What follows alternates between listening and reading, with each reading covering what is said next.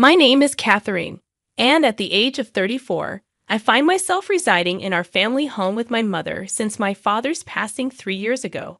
Despite the solitude, I made the choice to stay by my mother's side, deeming it too precarious to leave her alone. This commitment has kept me within the confines of our home for the past 3 years. During this time, a distressing episode unfolded when the most undesirable individuals paid an unwelcome visit to my mother and me. None other than my biological brother, Bob, and his wife, Jane. I've known my brother since birth, and Jane, his wife, became familiar to me during their dating years, as Bob often brought her home during vacations. To be frank, I cannot erase the memories of these two individuals from my mind. Regrettably, my brother and Jane had a history of tormenting me for their amusement. With my parents frequently occupied with their jobs, weekends were often devoid of their presence. This absence became the opportune time for my brother and his wife to subject me to cruel games. Our family home, an expansive mansion constructed by our CEO father, became the setting for one such distressing event. One day, they played a cruel game of hide and seek, urging me to hide in a closet. To my dismay, they promptly filled the closet with items, trapping me inside until just before my parents' return. This ritual led to frequent scoldings from my mother for the disorder in the closet. Although the closet incidents ceased after my mother caught them in the act, their harassment persisted. My resentment extended not only to my brother and Jane, but also to my parents, who seemed indifferent to my plight. In middle school, their vindictiveness escalated as they destroyed my school uniform, defaced my textbooks, and ruined my cushions and beddings. I later discovered that their actions were fueled by their frustration over poor exam results and parental reprimands. In the midst of my shattered room, bewildered and questioning why I endured such torment, I felt abandoned and wondered why no one would come to my aid. The breaking point came when, refusing to join the family for dinner, my mother discovered the extent of the destruction in my room. My tearful plea to leave the house exposed the depths of my despair, with no one seemingly willing to help me. Bob and Jane always team up against me, wrecking everything from my toys to my study materials and clothes. I can't bear living in this house any longer. Both Mom and Dad, you're no help. You won't stand up for me. Maybe it was the first time I let my tears flow freely in front of my family. Until then, I'd silently endured, shedding tears in solitude even in the toughest moments. But now, I cried out loud like a child. Seeing me in distress, my mother embraced me, expressing regret for everything that had happened until then. Even my brother, witnessing the scene, seemed to grasp the severity of the situation. He attempted to flee, but my father stopped him, gripping him firmly by the collar. "Do you realize what you've done? This is a serious matter." My father's voice was low but chilling. Bob attempted to downplay their actions, claiming it was merely playful behavior gone too far. "Destruction of property is a crime," my father retorted calmly. "You need to understand the consequences and make amends." Bob protested, citing his status as a minor, but my father reminded him that parents bear the responsibility for their children's actions. With a heavy sigh, my father mentioned the option of Bob living with his uncle, who happened to be my father's younger brother. This uncle was known for his stern demeanor and intolerance towards mischief. He was feared by all the neighborhood kids, akin to a boogeyman. While he was kind to well-behaved children like me, he had no tolerance for troublemakers like Bob and Jane. Predictably, Bob refused vehemently, claiming he would mend his ways. I've heard that too many times. My father's voice was firm as he confronted Bob and Jane. "When you two locked Catherine in the closet, when you chased her around, when you threw bugs at her knowing she's afraid of them. Each time we learned of your actions, we scolded you, and you always promised to never do it again. But you did it anyway. We can't tolerate someone who hurts our family, even if they are family. Never set foot in this house again." With those words, my father grabbed Bob by the scruff of his neck and forcibly removed him from our home. Later, I learned that my parents had been infuriated by Bob's behavior. However, despite their scolding, Bob seemed oblivious to the gravity of his actions and continued his harassing behavior towards me. I came to the conclusion that he must be beyond help. Some people, like Bob and Jane, fail to comprehend the most fundamental societal norms. It was a bitter realization. Originally, Bob had plans to attend university on our father's dime after high school. However, our father, recognizing his behavior, intervened, predicting that Bob would only continue to harm others even in a university setting. Consequently, Bob ended up working at our uncle's company immediately after graduating from high school. It was evident that Bob was eager to escape our uncle's supervision. Upon finishing high school, he hastily rented an apartment with Jane, who had also just graduated. They embarked on their cohabitation journey, fully aware that neither their parents nor our uncle would provide financial assistance for rent or living expenses. Sometime later, for reasons unknown, Bob approached me, asking to borrow money. At that point, I had just entered high school and wasn't engaged in part-time work.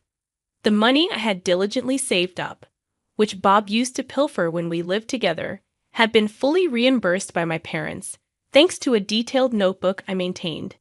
Despite having the money, I had no intention of lending it to Bob. In response to his request, I retorted, "Aren't you ashamed to be asking your high school sister for money? I'm not even working, so I don't have any extra money. There's no way I'm giving you any." I promptly informed both my mother and father about Bob's attempt to borrow money, and they were furious. They assured me that they would not provide any further assistance to him. I believe that Bob and Jane should learn to live independently without relying on others. Subsequently, I worked hard, attended college, and dedicated myself to my studies. After graduation, I joined a company where I continued to grow and learn. Busy with my own life, I had almost forgotten about Bob. However, just as I had moved on, an invitation to his wedding arrived at our house. The bride, unsurprisingly, was Jane. I thought to myself, "Oh, so those two are finally getting married," as my parents and I debated whether we should attend the wedding of a family member. However, a few days before the wedding, my father collapsed and was rushed to the hospital in an ambulance. Although he had always been frail, this was the first time he had collapsed to such an extent, causing both my mother and me to panic. I reached out to my brother for support, but he callously replied, "I'm about to get married. Don't bother me during this crucial period of my bachelorhood." Even when I informed him of our father's urgent hospitalization, he dismissed it, insisting our father had merely tripped and urged us to make sure to attend his wedding. Shortly after, our father passed away, making it inevitable for a wake and funeral. My mother and I communicated to my brother that we wouldn't be able to attend his wedding. Despite his persistent requests for our presence, we decided to remain absent. We also informed Jane's parents about our father's passing and our inability to attend the wedding. While Jane's parents understood our predicament, my brother and Jane accused us of being disrespectful for not attending the wedding. The message left on my mother's and my voicemail was so absurd that it left me questioning who the true rude individuals were in this situation. While we were preoccupied with smoothly conducting our father's funeral, my brother and Jane proceeded with their wedding without considering our father's recent passing. From that moment on, my mother and I never explicitly addressed it, but we felt that our relationship with my brother had been irreparably damaged. However, out of nowhere, my brother appeared at our doorstep. Opening the front door in response to his claim of having a delivery, I was taken aback when my brother and Jane forcefully pushed past me, lugging large suitcases. "Hey, what's the rush?" I protested, but my brother seemed to have entirely forgotten our father's stern directive never to set foot in our house again. As they casually dropped their luggage in the hallway, they began spouting nonsense at me, insisting that my mother and I vacate the mansion immediately. What? Isn't Mom diagnosed with dementia? I couldn't believe my ears. This luxurious mansion isn't suitable for someone like her or a loser like you who never improves. It should be taken over by glamorous people like Jane and me, so you guys should leave right away. I was left utterly stunned. What on earth was my brother talking about? It had been 3 years since our father's passing, and he hadn't offered an apology, visited the grave, or made any efforts to reconcile. And now he was demanding ownership of the mansion while presuming our mother's dementia and planning to evict her. Speechless, I stood there as our mother emerged from a room in the back. "Catherine, what's going on?" she asked, bewildered. Upon seeing my brother, she said something utterly unbelievable. "Oh, who might you be? If you're a stranger, please leave," she declared. In response, my brother and Jane laughed mockingly, dismissing her behavior as a sign of worsening dementia. "See? This is how she is every time we call her. Her dementia must be getting worse. I'll leave it to you to take care of Mom." "You can have Mom. I'll take the mansion," my brother declared, callously laying claim to our family home. After asserting his claim as the eldest son, Bob confidently strolled deeper into the house, leaving me bewildered. Jane, following Bob's lead, turned to me and my mother, mimicking his arrogance. "Take the old lady and get out. I never want to see you again," she declared. Rushing to my mother's side, I asked if she was okay. Subsequently, as if we were being forcibly driven out, my mother and I left the mansion, leaving behind the old furniture. Fortunately, a friend who heard about our situation offered us his vacant house, explaining he was abroad and couldn't manage it.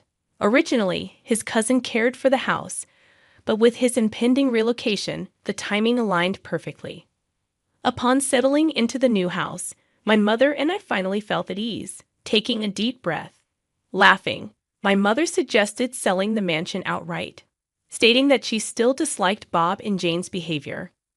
I questioned her about Bob's claim that she had dementia, and she revealed a surprising truth. 2 years ago, Bob and Jane incessantly asked her for money, that they didn't attend their father's funeral, and never contacted her afterward. Frustrated by their audacity, she pretended not to know them and treated them as strangers, leading Bob and Jane to misinterpret her actions as signs of dementia. Deciding it was wrong to evict someone presumed to have dementia, my mother promptly arranged to sell the mansion. A senior executive from my father's company, where I was undergoing training as a successor, expressed interest in buying it. A real estate acquaintance, and I explained the situation to the buyer's executive, and they agreed that leaving Bob and Jane alone would jeopardize the house.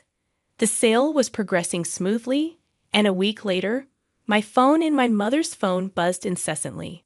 Ignoring the calls for 30 minutes, we finally answered. Jane exclaimed, demanding to know why we didn't respond immediately. According to her, the mansion had been taken over, and strangers were trying to kick them out. I couldn't help but burst out laughing. Chuckling, I informed her that my mother, the rightful owner, had sold the house to a new owner. Stunned, Jane couldn't comprehend it. She desperately claimed that Bob owned the mansion as the eldest son.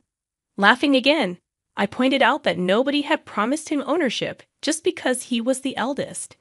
Jane seemed to believe that being Bob's wife would elevate her status, but I corrected her about the reality of their low-level positions at the company.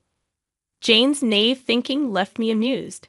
When she learned that Bob wouldn't inherit the company either, she pleaded for money. With a final laugh, I ended the call. Uncle later informed me that Bob and Jane clung to the mansion, refusing to leave until he personally picked them up. After being hired by Uncle's company, they underwent strict education, becoming so scared that they cried as Uncle took them away. They were left at a mountain retreat under Uncle's acquaintance due to their unpredictable behavior. Despite multiple escape attempts, they were caught each time. Uncle warned them that if they didn't straighten up, they would remain on the mountain for the rest of their lives.